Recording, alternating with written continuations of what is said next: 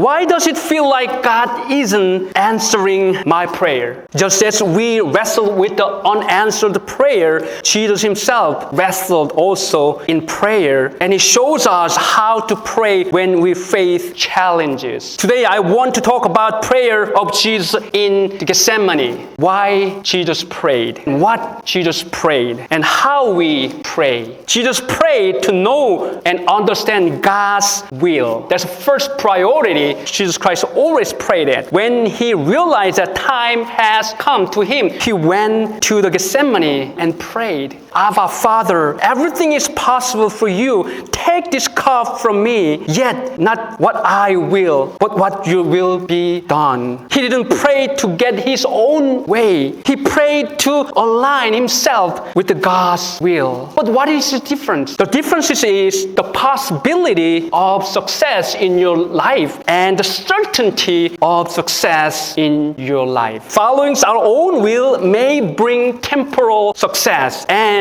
happiness, but following God's will bring complete assurance of eternal meaning and significance. Not a temporal, but it's like gold, never change the quality of the essence. This tension between choosing our own will and submitting to God's will is something we wrestle with even today, juggling how to do that. Sometimes we expect God's answer to match our own timing and own plan and our desire, but God's blessing doesn't always look like what we expect. True and lasting satisfaction doesn't come when our own will be done. It comes when our hearts are fully aligned with God's will, trusting Him even when we don't understand. That is the point. Seek first the kingdom and His righteousness, and all these things will be given to you as well. But here is the truth. Even when we know God's will in our life and His will, life doesn't get easier sometimes. Some storm still come. Temptation still rise. That brings us to our second truth. Second truth is prayer strengthens us in trials and shield us from temptation. That's the second point. Jesus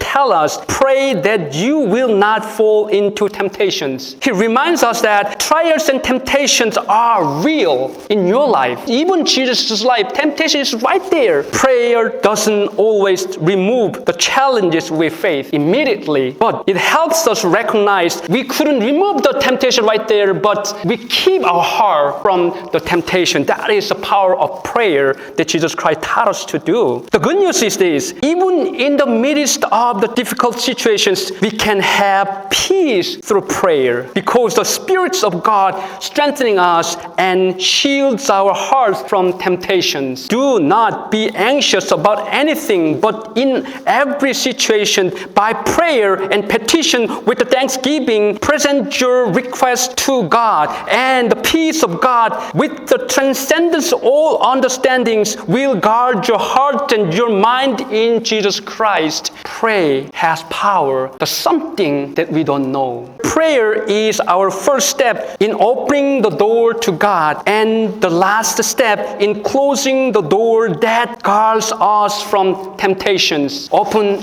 and close. We must keep our spiritual door closed through our prayer. Here is the good news. Prayer is not boring and meaningless Christian ritual. It is a powerful source that invites God's divine power into our lives. Throughout the Bible, we see countless examples of Jesus healing the sick, relieving the pain, and turning despair, desperate situation into hope in response prayer. Even today, millions of Christians witness God's miraculous power at work in their lives. Every day, He is still listening our prayers. Don't underestimate the power of prayer. Sometimes we do. Be patient, be still, and watch in faith as God works. Through prayer, the impossible become possible. That's why Jesus confidently said, pray. That means what? I will listen and I will do something for you. Now, I want to share 3 practical applications of prayer based on the James chapter 5 and 13 and 16. First, pray is an action verb. Is anyone among you in trouble? Let them pray. Is anyone happy? Let them sing song of praise. praise is something we do, not just think about. Do, which means pray. Second, prayer in the church is powerful and effective. Is anyone among you sick? Let them call the elders of the church to pray over them and anoint them with oil in the name of the Lord. Prayer is both personal and communal. Prayer requests united us, strengthening us, and amplify the power of our prayer as they rise to God. Third, pray for others. The prayers of the righteous person is powerful and effective. But who is a righteous person that you think? The righteous will live by faith. Whoever lives the faith, that's a righteous person. You are the one who pray to others. Pray to others. Your prayer should be powerful and effective when you pray in faith in Christ.